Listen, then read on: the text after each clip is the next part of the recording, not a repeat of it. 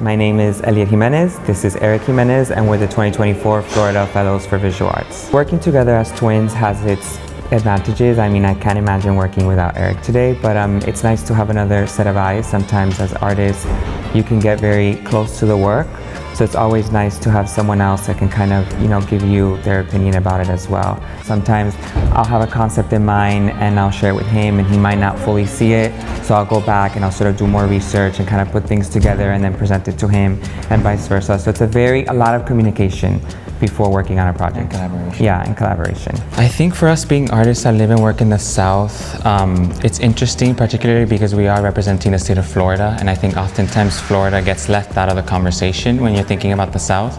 I think particularly for us, especially being from South Florida, we sort of see it as a gateway to the Caribbean and Latin America, and us being first-generation Cuban Americans, I think there's a lot of sort of culture and heritage there that sort of shaped the cultural landscape in Miami, where we're from.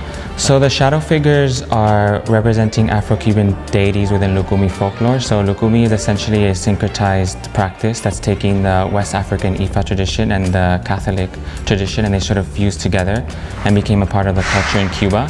And I think for us, we're really seeing these deities as protagonists in our work to kind of discuss themes around identity, duality, migration, and transculturation, which is a theme that we discuss often in our work.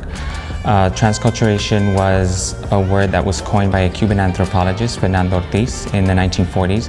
And he basically describes it as an exchange between two or more cultures to the point that a transformation occurs.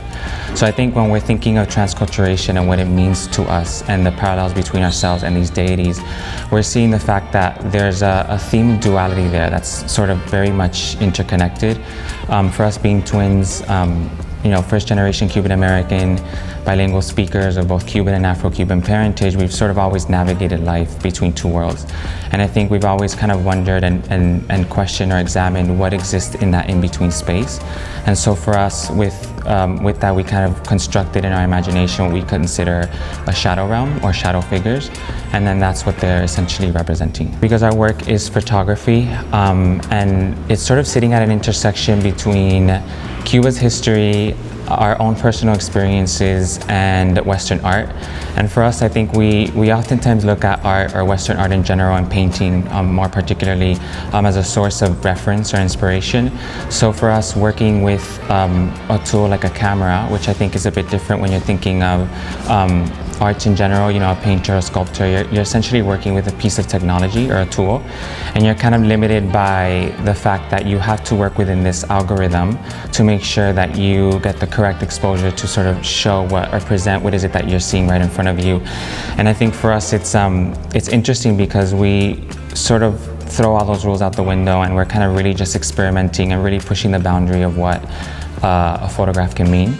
And I think, behind the scenes in that, we're also looking at, body paint, costuming.